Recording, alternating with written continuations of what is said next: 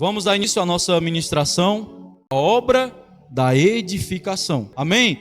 Então, lá em Atos, no capítulo 1, vou tentar falar um pouco devagar para que você possa entender ainda mais, mas sem delongar, é claro. Lá em Atos, irmãos, capítulo 1, no verso 1, o Lucas, ele vai falar o seguinte. Atos, capítulo 1, verso 1, diz assim, fiz o primeiro relato, ó Teófilo, acerca de tudo que Jesus começou. Ou seja, irmãos, Atos, se você não sabia, Atos ele foi escrito por Lucas. Atos ele foi escrito por Lucas, como também o Evangelho de Lucas, foi escrito por Lucas. Então ele está dizendo assim, fiz o primeiro relato. Ou seja, ele está falando relacionado a Lucas, acerca de tudo que Jesus começou a fazer, a ensinar. Ou seja, ele está falando de algo que Cristo começou. Ele está falando de algo que foi iniciado. Amém? Aleluia. Então, irmãos, aqui está escrito, irmão, em Atos capítulo 1, diz que Jesus começou. E o que é que nós precisamos entender aqui com relação a isso? Que com relação à obra da cruz, nós não devemos fazer mais nada, volto a repetir. Pois essa obra, irmão, ela já está consumada. Amém? Com relação, irmãos, à obra da edificação, nós precisamos sermos cooperadores. Então, irmãos, a respeito da obra da edificação, nós precisamos sermos cooperadores. Ou seja, nós somos chamados a fazer parte dessa obra. Amém? Então, irmãos, que obra é essa? É a casa de Deus. Amém? Então, nós somos chamados para sermos cooperadores para essa obra. A obra de edificação da casa de Deus. Tudo, no final de tudo aquilo que nós estamos fazendo, ele vai ser testado, se foi aprovado diante de Deus.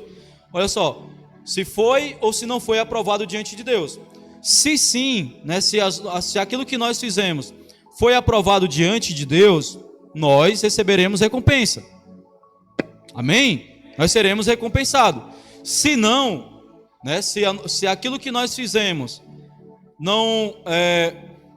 não foi aprovado diante de Deus, infelizmente nós teremos prejuízo. Ou seja, nós teremos prejuízo. Nós seremos salvos. Nós precisamos também atentarmos para isso. Nós seremos salvos, mas nós não receberemos, irmãos, nenhuma recompensa. Amém? Então lá em 1 Coríntios, agora abra sua Bíblia, em 1 Coríntios capítulo 3, eu quero ler com você o 13 e o 15. À medida que nós vamos aprofundando, a gente vai entendendo a ministração. Então lá em 1 Coríntios capítulo 3, 1 Coríntios capítulo 3, no verso 13 ao 15. Então, irmãos, nós fomos chamados para fazermos parte de uma edificação. Nós fomos chamados para fazermos parte, nós sermos cooperadores do edifício, que é a casa do Senhor. Então, Paulo está falando algo bem interessante aqui para nós. Ele diz assim, verso 13 de 1 Coríntios 3, diz assim, a obra de cada um se manifestará. Na verdade, o dia a declarará. Porque pelo fogo será descoberta, e o fogo provará qual seja a obra de cada um. Se a obra que alguém edificou nessa parte permanecer, esse receberá galardão, ou seja, receberá recompensa. Verso 15. Se a obra de alguém se queimar, sofrerá detrimento, mas o tal será salvo, todavia, como pelo fogo. Então, irmãos, então eu quero dizer algo para você. Nós como igreja, nós cremos na visão dos vencedores. Então, e o vencedor, irmãos, é aquele que está cooperando com a edificação da casa de Deus. E esse, irmãos, o vencedor, esse no final ele receberá recompensa. Amém? Então, irmãos, o que é que nós devemos? Nós devemos ser esses vencedores.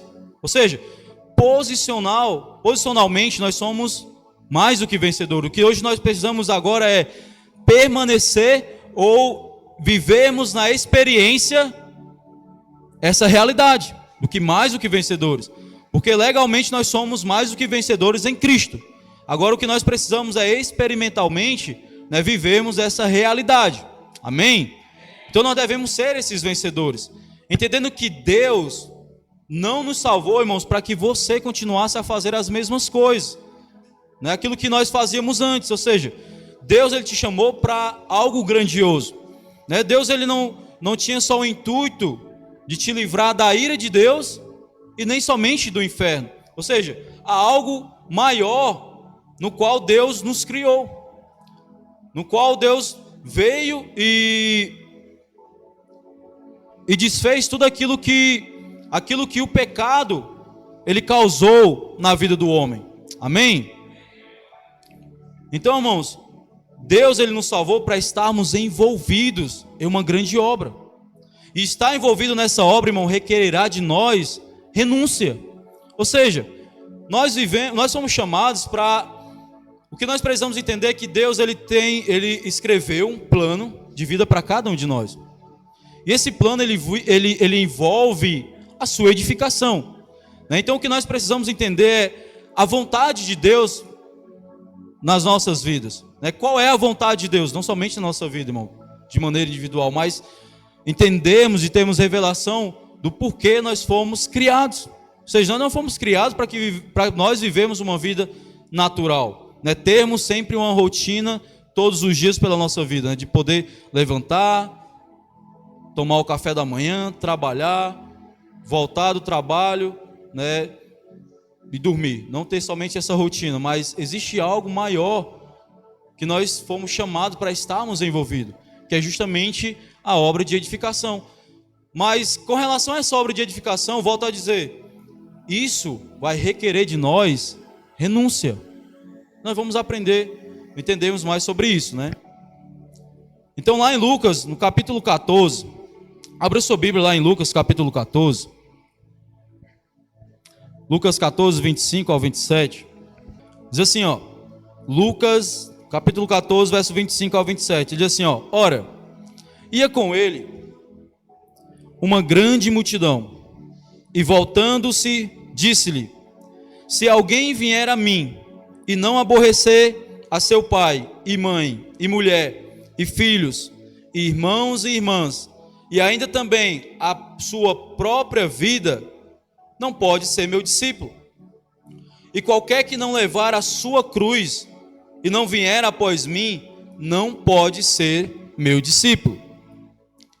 Então vamos entender aqui algo, para que você não venha, né, a ficar confuso e nem ficar debaixo de condenação.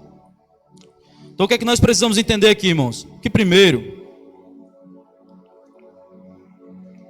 quando você nasceu de novo, quando nós fomos a Jesus, é isso que nós precisamos entender.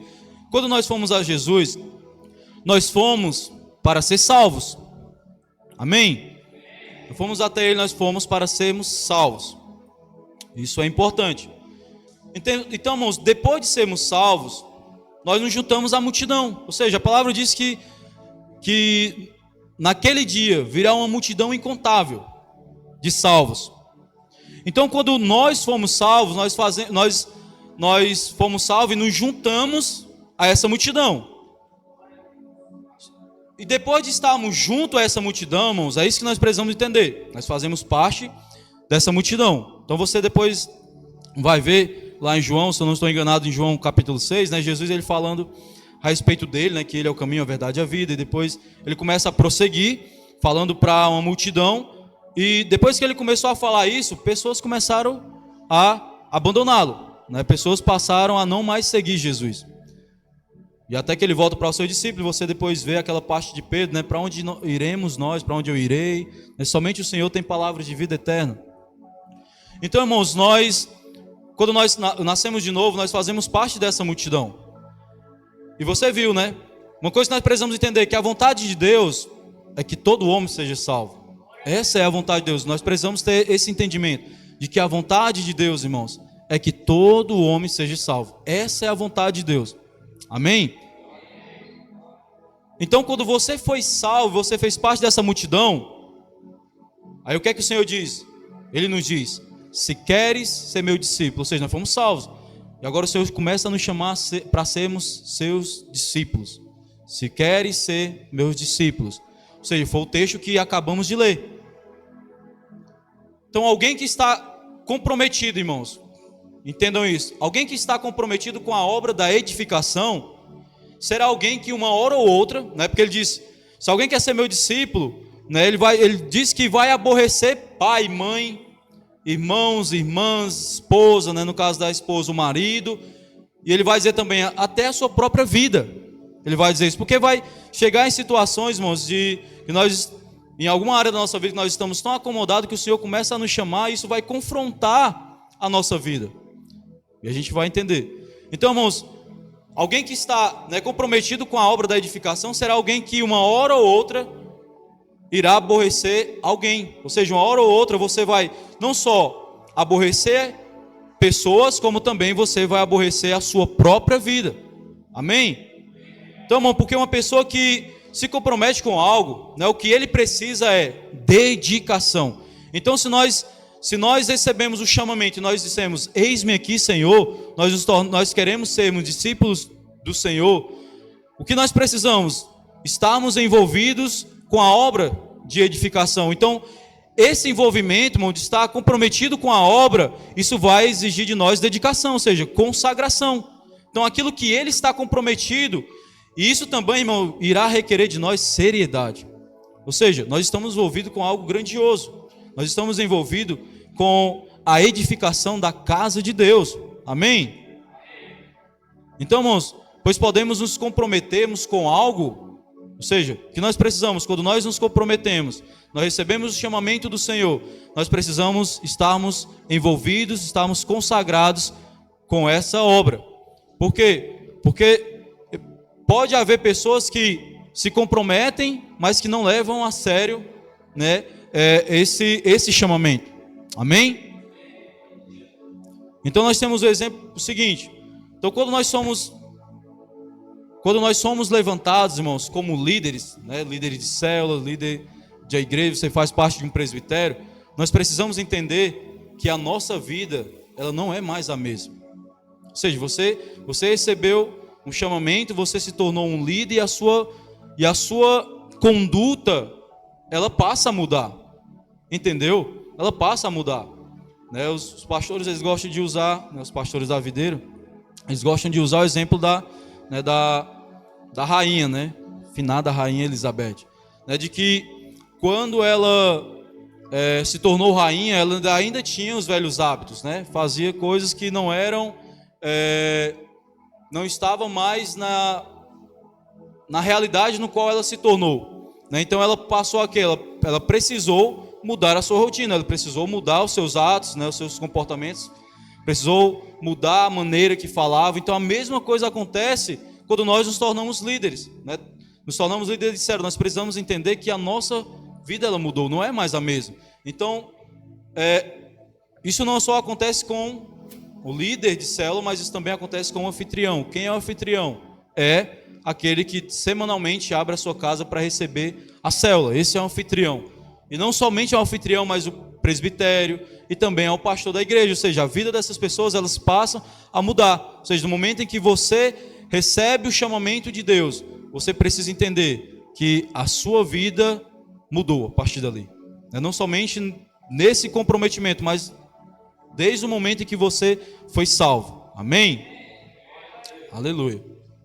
Então, irmãos, eu digo essas coisas, né, relacionado à vida da igreja, né, em você fazer parte da liderança, né? Timóteo, lá se eu não me engano, em Timóteo vai falar a respeito, né, de como uma liderança ele deve viver, né? Tem que ser uma vida irrepreensível e por aí vai. Então, irmãos, eu digo essas coisas relacionadas à igreja, mas tudo, irmãos, que é relacionado à nossa vida, tudo que é relacionado à nossa vida, ela vai envolver aborrecer alguém, no seu trabalho, em casa, com a sua família. Ou seja, vai ter algo relacionado à sua vida, aquilo que você faz, que vai, uma hora ou outra, aborrecer alguém. Aborrecer o seu irmão, aborrecer sua mãe, seu pai, né? Aborrecer o seu colega de trabalho, aborrecer o seu patrão. Vai ter coisas na nossa vida. Então, irmãos, Se na nossa vida natural isso acontece, imagine, né, na vida de igreja, quando nós estamos envolvidos, né, com a obra do Senhor. Amém? Então, se a nossa vida natural envolve isso, em áreas da nossa vida, imagine quando nós seguimos a Jesus. Irmãos, eu não digo essas coisas, irmãos, né, com o intuito de fazer com que você pense que seguir a Jesus é algo chato e sem valor. Não estou dizendo isso. Não é esse o meu intuito. Mas é que é um privilégio, irmão, de estarmos envolvidos em algo que homens no passado, lá em Hebreus 11 vai dizer que homens abriram mão de riquezas, de prazeres dessa vida para estarem envolvidos, para estarem ansiando pela sua pátria, né, que é o céu. Ou seja, hoje nós não pertencemos a esse mundo. No momento que você nasceu de novo, a sua pátria é o céu. Ou seja, nós precisamos estarmos envolvidos e estarmos também ansiando e vivendo a vida que é uma realidade, irmãos, no céu. Ou seja, você recebeu a própria vida de Deus, você recebeu a própria realidade do céu por meio do Espírito Santo, e o que nós precisamos é vivermos essa vida. Ou seja, nós devemos viver a realidade da nossa pátria, da nossa nova morada, diferentemente daqui. Ou seja, nós não pertencemos mais a este mundo, irmãos. Amém? Então nós precisamos entender que homens abriram mão de prazeres dessa vida, irmãos, para investir em suas vidas na obra de Deus. E é isso que o Senhor tem nos chamado, para que nós também da mesma forma possamos investir a nossa vida na obra de Deus. Amém? Aleluia. Então nós precisamos entender isso, que a vontade de Deus é que todo homem seja salvo. Então, irmãos, a vontade para você que ainda não recebeu a vida de Deus, essa é a vontade de Deus, que você seja salvo. E depois que você é salvo, Deus tem um chamamento para você. Então cabe a você corresponder a Deus, a esse chamamento. Por quê? Porque existe, irmãos, algo da parte de Deus, existe algo, a vontade de Deus, ela envolve muitas coisas, né? Ela envolve coisas de estarem envolvidos na igreja, tipo assim, específico de você ser um líder de célula, pastor, presbítero, mas também existe uma outra coisa que Deus ele te chama pessoalmente, no seu individual, coisas que Deus quer que você faça, né? Mesmo sem estar envolvido com qualquer tipo de liderança, entendeu? Mas Deus tem a sua vontade e Ele nos convida a isso, né? Por isso que nós vamos entender a respeito quando Ele fala tomar a sua cruz, amém? Então nós devemos tomar a nossa cruz. Lá em Lucas, né, como Ele disse, Lucas 14 no verso 27, foi isso que o Senhor falou, Ele disse assim, ó, e qualquer que não levar a sua cruz e não vier após mim, não pode ser meu discípulo. Então, irmãos, o que seria tomar a minha cruz? Né? O que seria tomar a minha cruz? Uma coisa que nós precisamos entender, irmãos, que cruz não é jugo. Cruz não é jugo. Cruz é algo que diz respeito a você e a Deus.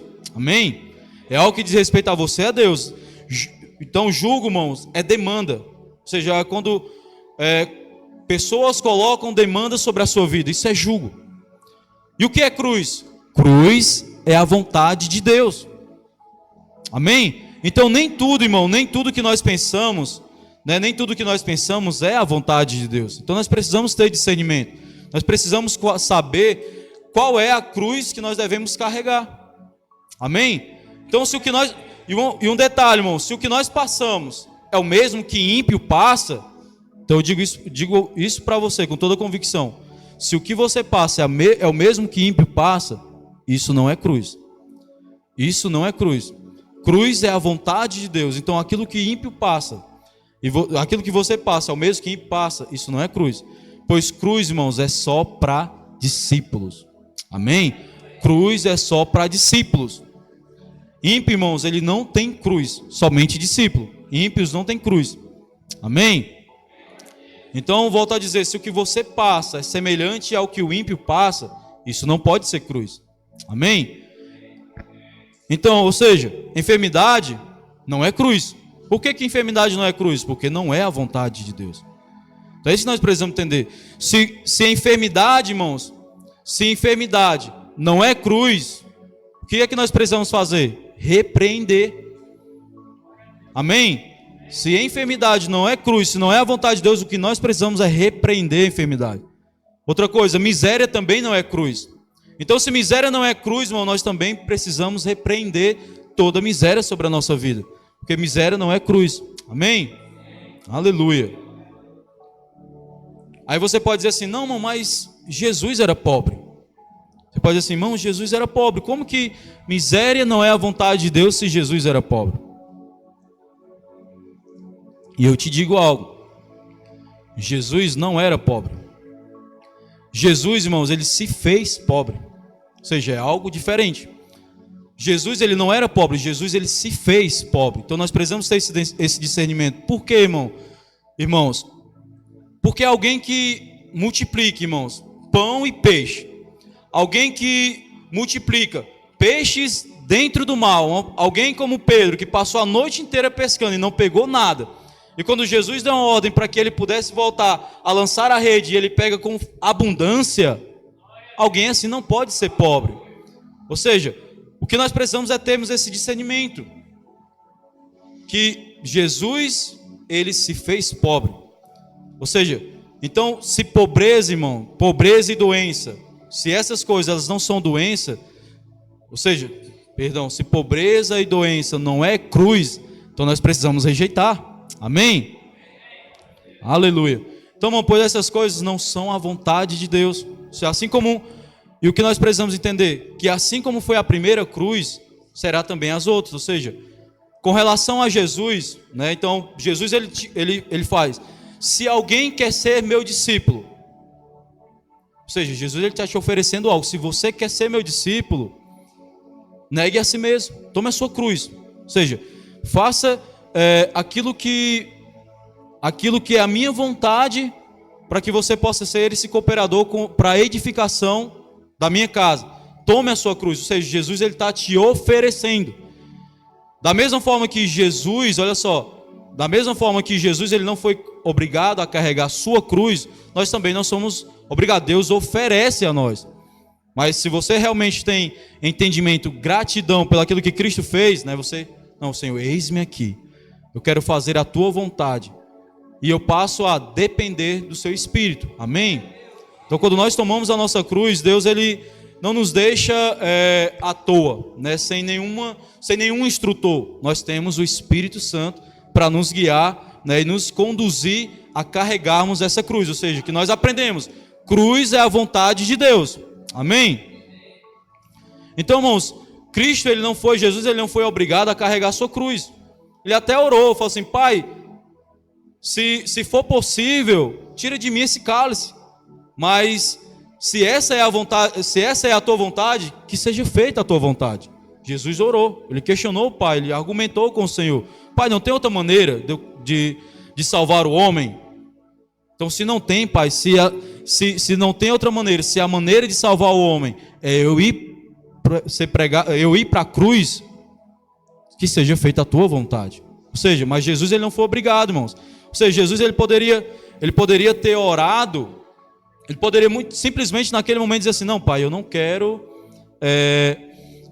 cumprir aquilo que o Senhor designou para que eu cumprisse. Eu não quero. Se Jesus tivesse feito isso, irmão, Jesus ele não seria rejeitado no céu. Ele poderia voltar ao céu e ele seria recebido. Por quê? Porque não havia pecado em Jesus. Entendeu? Então, Jesus ele não foi obrigado. Ele fez isso porque ele queria fazer a vontade de Deus. Ou seja, ele tomou a cruz porque ele queria fazer a vontade de Deus. E glória a Deus por isso. Porque a salvação do Senhor ele nos alcançou. Não só nos alcançou, mas também irá alcançar a nossa família. Amém? Aleluia, irmãos. Aleluia. Então, volta a repetir. Lá em João, abra sua Bíblia lá em João 10. João capítulo 10, verso 17 ao 18. João 10, 17 e 18. Olha só o que é que Jesus diz. Por isto o Pai me ama, porque dou a minha vida para tornar a tomá-la. Ninguém me tira de mim, mas eu de mim mesmo a dou. Tenho poder para dar e poder para tomar, ou tornar a tomá-la. Este mandamento recebi de meu Pai. Ou seja, Jesus, ele não foi obrigado a carregar a sua cruz. A palavra diz que ele se ofereceu, ele mesmo se entregou, ou seja, não por obrigação, mas porque ele queria fazer a vontade de Deus. Então, irmãos, foi uma decisão do Senhor, ou seja, não foi uma obrigação, uma demanda, ou seja, algo que ele não tinha outro jeito, ou seja, não era algo que Jesus ele não poderia desistir. Poderia sim, havia sim a opção dele desistir daquilo que estava envolvido a obra da salvação, mas ele decidiu fazer a vontade de Deus. Amém? Aleluia, irmãos. Então, da mesma forma que o Pai ele ofereceu a cruz ao Filho, ele também hoje, irmãos, ele nos oferece. Ou seja, ele nos propõe a tomarmos a nossa cruz. Ou seja, se você quer ser meu discípulo, toma a sua cruz. Amém? Então você pode perguntar, mas qual é a cruz que Cristo quer que eu carregue? Talvez, irmão, Deus ele deve ter te chamado para ser um líder de célula. Líder de célula tanto de adulto como de criança, né? Talvez, irmão, o Senhor ele tenha te chamado para ser pastor. Então uma coisa é certa, irmão, Deus tem nos chamado para fazermos algo. Deus ele tem um chamamento para cada um de nós. Então cabe a nós perguntarmos ao Senhor, qual é a tua vontade? Qual é a tua vontade? Qual é a cruz que o Senhor tem me oferecido a carregar? Amém? Aleluia. Então, irmãos, em Lucas, né, ali nos versos seguintes, né, depois do 27, ele vai começar a falar de algumas parábolas. Vou ver se eu consigo ministrar todos, né? Ele vai começar a falar sobre algumas parábolas ali. A gente vai começar a entender a respeito desse chamamento, né? A nos tornarmos discípulos. Lá em Lucas, no capítulo 14, verso 28 ao 30, é o texto, a gente está dando continuidade ao texto que a gente acabou de ler, né? Lucas 14, 28 ao 30, diz assim, ó. Ele fala, né? Então a gente precisa entender o contexto. Deixa eu ler o 27. E qualquer que não levar a sua cruz e não vier após mim, não pode ser meu discípulo. Aí ele vai dizer assim, ó. Pois qual de vós, querendo edificar uma torre, não se assenta primeiro a fazer as contas dos gastos, para ver se tem com que a acabar? Verso 29. Para que não aconteça que depois de haver posto os alicerces e não a podendo acabar, todos os que virem comecem a escarnecer dele, dizendo: este homem começou a edificar e não pôde acabar. Olha só, irmãos, depois que ele nos oferece, né, a cruz, agora nós precisamos avaliar. Ou seja, você recebeu, Senhor, eis-me aqui. Então quando você recebe o chamamento, quando você corresponde à vontade de Deus, o que é que nós precisamos agora? Nós precisamos avaliar, né, o que é que nós iremos precisar para investir na edificação. Então, irmãos, vou dar aqui um exemplo. Imagine que você precisa gastar 1 milhão para uma edificação. Imagine que você precisa gastar 1 milhão. E você tem esse 1 milhão. Né? E você tem esse 1 milhão. Só que você sentou, calculou e disse assim: não, eu só vou gastar 500 mil. A obra custa 1 milhão. Mas você decidiu gastar somente 500 mil. Eu te pergunto, essa obra ela vai ser concluída? Uma obra que precisa de 1 milhão e você só vai investir 500 mil, essa obra ela vai ser acabada? Sim ou não? Só se for obra de prefeitura, né? Fazem milagre. Não, irmãos, não vai, porque se você precisa de 1 milhão e você tem esse 1 milhão, mas você só investe os 500, não vai ser concluída. Entendeu? E aí o que é que vai acontecer? A palavra diz que as pessoas vão olhar e vão começar a debochar. Começar a dizer assim: olha, fulano começou e não concluiu.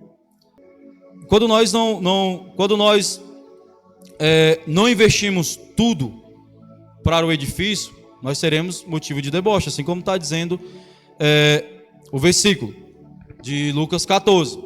E o que isso também significa, irmãos? Que nós precisamos entender que Deus, olha só, essa pessoa ela tinha 1 milhão Era 1 milhão para poder concluir a edificação. Essa pessoa tinha 1 milhão, só que resolveu gastar 500 mil, né? Segundo o conceito, se você olhar com o olho natural e dizer assim, nossa, o cara gastou muito dinheiro, embora não tenha sido o suficiente, mas gastou muito. Não é assim que as pessoas olham? Só que é diferente com Deus. Deus, irmãos, Ele não olha, né, o quanto você deu. Se você deu muito ou se você deu pouco. O que Ele olha, irmão, é se você deu tudo. Não é somente se você deu muito, é se você deu tudo. Se você deu seu tempo, seu talento, seu prazer, sua alegria, tudo, irmão, para o reino de Deus. Ou seja, Deus, Ele não olha se você não decidiu, não, eu só vou para a igreja, eu só vou, durante a semana eu só vou, estou dando aqui um exemplo, né, como funciona aqui a igreja. Não, só vou quinta-feira para a oração, não, no sábado eu não vou para o culto. Aí na próxima semana muda. Não, eu fui para a oração e para o culto, não, na próxima semana só vou para a célula. Aí tem a comunhão, não só vou quando der certo a comunhão. É uma das coisas, irmão, eu estou trazendo para que a gente possa entender melhor. É justamente isso que o Senhor está falando. Se você está envolvido na obra, você precisa investir todo o seu tempo. Você precisa investir todo o seu prazer, toda a sua alegria para o reino. Ou seja, não, eu fui chamado para o reino, eu fui chamado para fazer parte dessa edificação e eu quero estar envolvido. Preciso estar envolvido. Peraí, está no processo de alicerce. Não, eu estou ali acompanhando o tempo todo. Não, começou a levantar as paredes. Não, eu estou lá o tempo todo. Estou falando sobre edificação, mas eu estou falando assim, não, eu quero estar envolvido em toda a obra da igreja. Entendeu? Nossa, daqui um exemplo. Nossa, esse ano vai ter cursão, vou estar no cursão. Nossa, tem CTL, vou estar no CTL. Nossa, vai ter encontro, não, eu quero estar envolvido. Irmão, eu quero poder ser servo, eu quero poder estar participando. Por quê? Porque eu quero estar envolvido na edificação, eu quero dedicar todo o meu tempo, todo o meu prazer, todo o meu talento. Irmão, eu sei fazer isso? Não, eu quero poder cooperar com o reino de Deus. É justamente isso. Amém? Então, irmãos, aqui também, dessa passagem, existe um outro detalhe. Ele vai dizer assim, ó, só pode construir em cima de um alicerce. E que alicerce é esse? A gente vai ler lá em 1 Coríntios 3, né, agora do 10 ao 13. Diz assim, ó: segundo a graça de Deus que me foi dada, pus eu,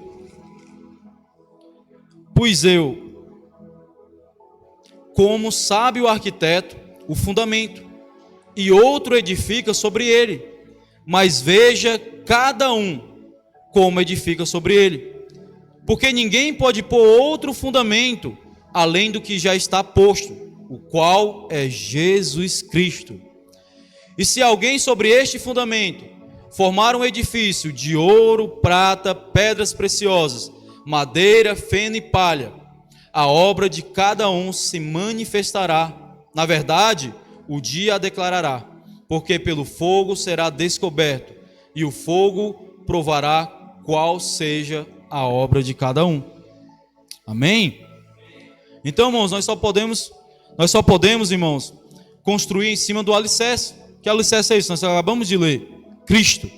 Cristo é o alicerce, ou seja, o alicerce é a salvação. Amém? Então, irmãos, depois que nós já estamos no fundamento, agora nós devemos construir. Então, em Lucas, né, o Senhor ele está falando de uma torre. Nós acabamos de ler. Quando você vai construir uma torre, você precisa avaliar o que é que você vai gastar. Ele está falando de torre, ou seja, ele está falando de um edifício. Agora aqui em Coríntios, Paulo está falando dos materiais. Ou seja, você vai construir um edifício, Paulo está falando dos materiais. Ou seja, você olha como cada um constrói esse edifício.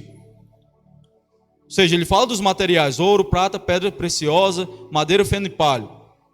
Mas ele vai dizer que a obra de cada um ela vai ser testada. Para quê? Para que esse ou irá receber recompensa ou dano. Amém? Então nós precisamos estarmos envolvidos com essa obra, e o que nós precisamos utilizar como materiais é ouro, prata e pedras preciosas. Para que quando a nossa obra, aquilo que nós estamos fazendo para Deus, for passar pelo teste, ser aprovado e nós recebemos recompensa. Amém? Aleluia, irmãos. Então, irmão, Deus espera que você invista tudo. Talvez você pode pensar assim, ó, mas Deus já é minha prioridade. Você pode dizer assim, mas Deus já é a minha prioridade? Deus, aí você coloca uma lista. Deus é primeiro, família segundo, trabalho terceiro, igreja quarto. Mas eu quero te dizer algo, irmão, que Deus, ele não é o primeiro. Deus, ele não é o primeiro. Ele é o único. Ele não é o primeiro, ele é o único. Por quê, irmãos? Por que Deus, ele é o único? Porque Deus, ele vai dizer que ele é tudo em todos. Ele é tudo em todos. Ou seja, a minha família é Cristo. O meu trabalho é Cristo. A obra que eu faço é Cristo. Ou seja, toda a minha vida, ela não é só para Ele. Toda a minha vida não é só para Ele. Toda a minha vida é Ele. É diferente. A minha vida não é só para Ele, irmão. A nossa vida é Ele. Ou seja, quando você nasceu de novo, né? Quando você nasceu de novo, você não recebeu uma vida qualquer. Ou seja, você recebeu a vida do próprio Deus. Você recebeu a vida do próprio Deus, irmão. Está dentro de você. Ou seja, você recebeu a natureza de Deus. Então você não recebeu uma vida qualquer, irmão. Então Deus, ele não é o primeiro da sua lista. Ele deve ser o único, exclusivo da sua vida. Ele deve ser o exclusivo na sua vida. E quando eu faço de Deus a minha exclusividade, todas as coisas vêm junto. Meu trabalho, minha família, igreja. Amém? Aleluia, irmãos. Então, irmãos, você não recebeu uma vida qualquer. Então, se nós não recebemos uma vida qualquer, irmão, nós não devemos viver sem compromisso. Amém? Nós não devemos viver sem compromisso. Aí você pode pensar assim, você pode ter um pensamento, vou à célula, né? Vou à célula, aos cultos, quando der certo. Ou seja, a argumentação de alguém que pensa assim é o seguinte, a pessoa que sempre tem esse pensamento e essa atitude, ela pensa assim, eu posso adorar o Senhor em qualquer lugar. E essa argumentação, irmão, não está errada. Nós sim podemos adorar o Senhor em todo lugar. Todo lugar, ou seja, porque o Espírito Santo, ele não é somente uma visitação, mas ele é habitação. Ele fez de nós a sua habitação, a sua morada. Só, irmão, que alguém, quando ele usa essa argumentação, ele quer ter uma desculpa para não ir nem às células e nem aos cultos. Ou seja, essa pessoa está usando essa argumentação como uma desculpa para não estar ligado ao corpo de Cristo. Olha só a seriedade. Alguém que argumenta isso, mas ela não tem o entendimento de que ela está se desligando do corpo de Cristo. Amém? Jesus, ele vai dizer o seguinte, algo muito interessante relacionado ao fim dos tempos.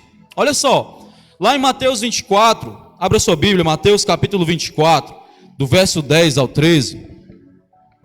Jesus, ele diz assim, nesse tempo, muitos serão escandalizados e trair-se-ão uns aos outros, e uns aos outros se odiarão.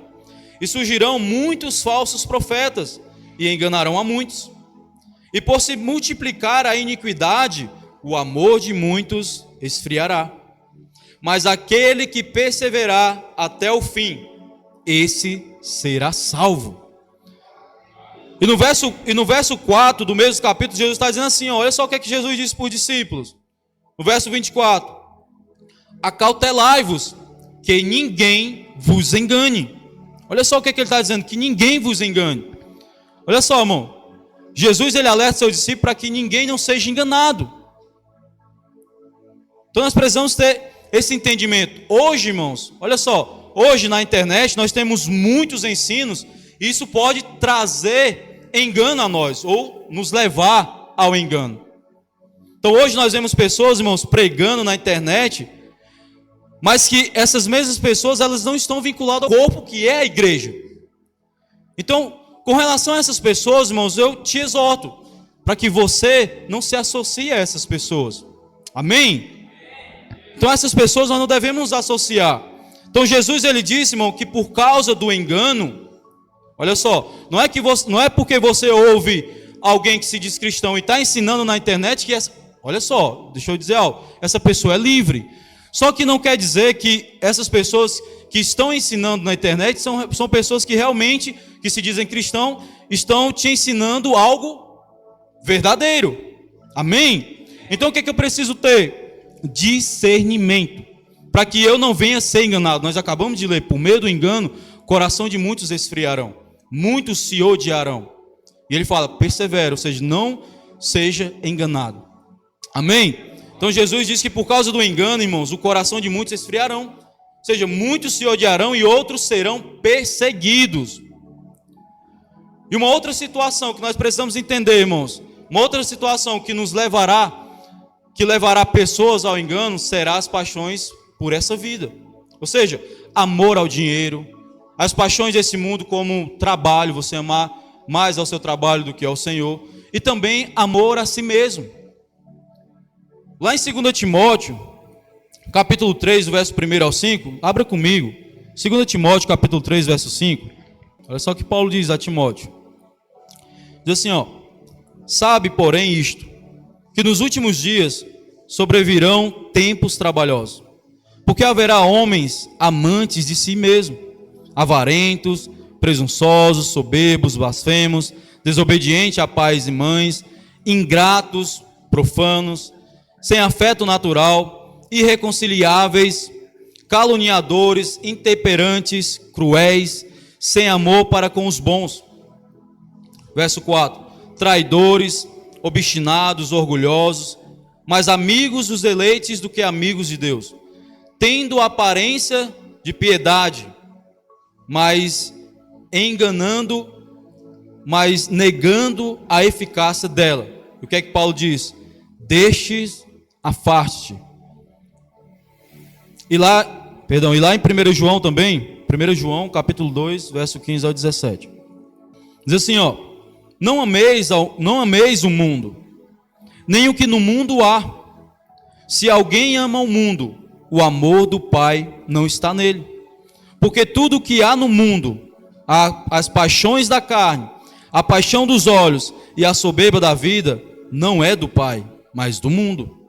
E o mundo passa, e as suas paixões, mas aquele que faz a vontade de Deus permanece para sempre. Olha só, irmão. Então, como é que nós podemos sermos enganados? Como saber se eu estou amando mais a este mundo do que ao Senhor? Então, irmão, eu sei se eu estou amando mais a este mundo pelo que eu priorizo. Ou seja, o que nós temos priorizado? Ao mundo ou a Cristo? Ou seja, o que nós temos priorizado? Ao mundo ou à igreja? Que é o corpo de Cristo. Então, irmão, para que nós não sejamos enganados, nós precisamos estarmos ligados o tempo todo a Jesus. Ou seja, não somente ligado à igreja, estar reunido com os irmãos, mas também a Jesus. Ou seja, isso envolve o seu secreto com o Senhor. Estarmos ligados ao Senhor. Por quê? Porque quando nós estamos ligados a Jesus e ligados à sua igreja, ao corpo de Cristo, nós não somos enganados. Nós não somos conduzidos por ventos de doutrina. Amém? E outra coisa, outro detalhe, nós precisamos fazer isso, precisamos estarmos ligados o tempo todo a Jesus e à igreja, principalmente, irmãos, à medida que se aproxima do fim. E é o que o autor de Hebreus ele vai dizer lá no capítulo 10, no verso 24 ao 25.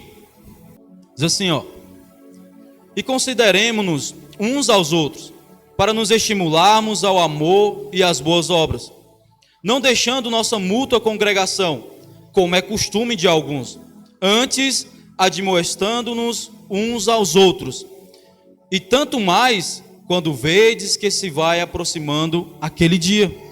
Então, irmãos, eu volto a dizer para você, e encerro com isso, nós cremos, irmãos, na visão dos vencedores. Nós cremos no arrebatamento. Ou seja, nós cremos no arrebatamento, mas não arrebatamento de todos os crentes. Nós cremos no arrebatamento dos vencedores. Amém? Nós cremos no arrebatamento dos vencedores. Então, irmãos, nós cremos que os que serão arrebatados serão os que estiverem vigilantes, ou seja, que não estão sendo enganados. Aqueles que não se deixam levar a vozes na internet. Aqueles que não negociam a vida da igreja por prazeres momentâneos desta vida.